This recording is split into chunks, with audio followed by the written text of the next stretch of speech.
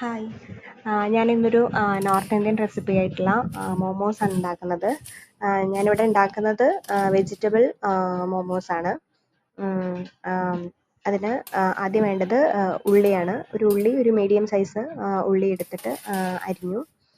അതിനുശേഷം ഒരു medium size ആയിട്ടുള്ള ക്യാരറ്റ് അതും ചെറുതായിട്ട് അരിഞ്ഞെടുത്തിട്ടുണ്ട് കേട്ടോ. അതിനുശേഷം പിന്നെ നമുക്ക് വേണ്ടത് ക്യാപ്സിക്കാണ്. ക്യാപ്സിക്കം ഒരു വലിയ ക്യാപ്സിക്കം ആവശ്യമില്ല. അതിൻ്റെ ഒരു പകുതി മതിയായിരിക്കും. അങ്ങനെ ക്യാപ്സിക്കം ചെറുതായിട്ട് ഇങ്ങനെ അരിഞ്ഞെടുക്കുന്നുണ്ട്. അതിനുശേഷം പിന്നെ വേണ്ടത് ക്യാബേജാണ്.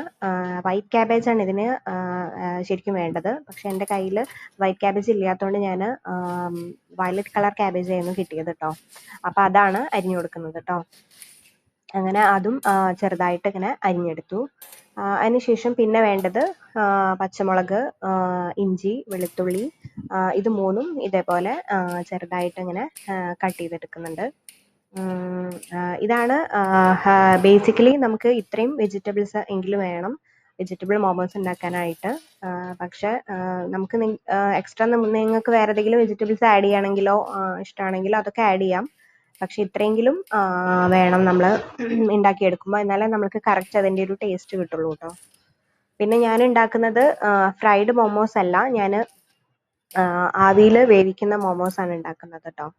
അപ്പോൾ അങ്ങനത്തെയാണ് ഞാൻ കാണിക്കുന്നത്. അങ്ങനെ നമ്മൾ വെജിറ്റബിൾസ് എല്ലാം ചോപ്പ് ചെയ്തെടുത്തിട്ടുണ്ട്. ഇനി നമുക്ക് ഇതെല്ലാം ഒന്ന് വഴറ്റിയെടുക്കണം. അതിനൊരു പാൻ ചൂടായിട്ട് വരുമ്പോൾ അതിൽ കുറച്ച് വെളിച്ചെണ്ണ ഒഴിച്ചിട്ട് വെജിറ്റബിൾസ് എല്ലാം അതിലിട്ടിട്ട് ഒന്ന് വഴറ്റിയെടുത്താൽ മതി. അത് അധികം വെന്ത് പോകണ്ട, ഒന്ന് വാടി കിട്ടിയാൽ മതി. അപ്പോൾ അതിലേക്ക് ഉപ്പ്, പിന്നെ പെപ്പർ പൗഡർ, ഇത് രണ്ടും ഇട്ടിട്ട് നന്നായിട്ട് ഇളക്കി കൊടുത്തിട്ട് ഒന്ന് ജസ്റ്റ് മിക്സ് ചെയ്തെടുക്കാം. അതിനുശേഷം അത് ഓഫ് ചെയ്ത് വെച്ചിട്ട് നമുക്ക് വേണ്ട മാവ് തയ്യാറാക്കി എടുക്കണം. അതിനുവേണ്ടി കുറച്ച് മൈദ, ഉപ്പ്, വെളിച്ചെണ്ണ ഇതെല്ലാം കൂടി നന്നായിട്ട് മിക്സ് ചെയ്യുക കൈകൊണ്ട്. അതിനുശേഷം അത്യാവശ്യം ആവശ്യത്തിന് വേണ്ട വെള്ളം ഒഴിച്ചിട്ട് മാവ് ഒട്ടിപ്പിടിക്കാത്ത രീതിയിൽ നന്നായിട്ട് കുഴച്ചെടുക്കാം. കുഴച്ചെടുക്കുമ്പോൾ അതിനുശേഷം നമ്മൾ സാധാരണ ചപ്പാത്തിക്കൊക്കെ കുഴച്ച് കൊടുക്കുന്നുണ്ടല്ലോ, അതേ ഒരു സ്റ്റൈൽ മതി. കുറച്ചും കൂടി ലൂസായി കിട്ടുകയാണെങ്കിൽ കുറച്ചും കൂടി നന്നാവും, സോഫ്റ്റ് ആവും. അതിനുശേഷം നമ്മൾ ചെറിയ ചെറിയ ബോൾസ് ആയിട്ട് ഇതിനെ മാറ്റാം.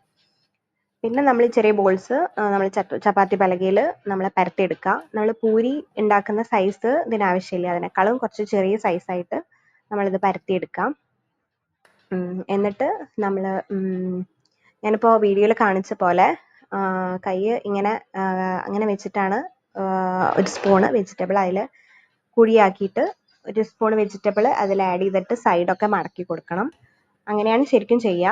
പക്ഷെ എനിക്ക് ചെയ്യാൻ പറ്റിയില്ല. അപ്പം ഞാൻ സാധാരണ രീതിയിൽ കയ്യിൽ വെച്ചിട്ട് ഒരു സ്പൂൺ അതിലേക്ക് വെജിറ്റബിൾ മിക്സ് ആഡ് ചെയ്തിട്ട് അങ്ങനെ സൈഡൊക്കെ അങ്ങനെ മടക്കി കൊടുക്കുക ചെയ്തത് കേട്ടോ. അത് എങ്ങനെ വേണമെങ്കിൽ നിങ്ങൾക്ക് ചെയ്യാം. നിങ്ങൾക്ക് ഇഷ്ടം ഉള്ള പോലെ ചെയ്യാം. നിങ്ങൾക്ക് പറ്റുന്ന രീതിയിലൊക്കെ ചെയ്തെടുക്കാം. അങ്ങനെ ഏത് ഷേപ്പിലാണെങ്കിലും കുഴപ്പമില്ല. എന്തായാലും ഇത് ആവിയിൽ വേവാനുള്ളതാണല്ലോ, അതുകൊണ്ട് കുഴപ്പമില്ല. അങ്ങനെ ഞാൻ 2-3 നിങ്ങൾക്ക് കാണിച്ചു തരുന്നുണ്ട് കേട്ടോ. സൈഡ് എങ്ങനെയാണത് ഒന്നുമില്ല, നമ്മൾ ജസ്റ്റ് അടയൊക്കെ ഉണ്ടാക്കുന്ന പോകുമ്പോൾ നമ്മൾ സൈഡ് ഇങ്ങനെ പിന്നാക്കി കൊടുക്കുമല്ലോ, അങ്ങനെ മടക്കി അതേപോലെ ചെയ്ത് കൊടുക്കാം. ഇത് അറിയാത്ത ആൾക്കാർക്കാട്ടോ പറയുന്നത്, കുറേ പേർക്ക് അറിയുന്നുണ്ടായിരിക്കും.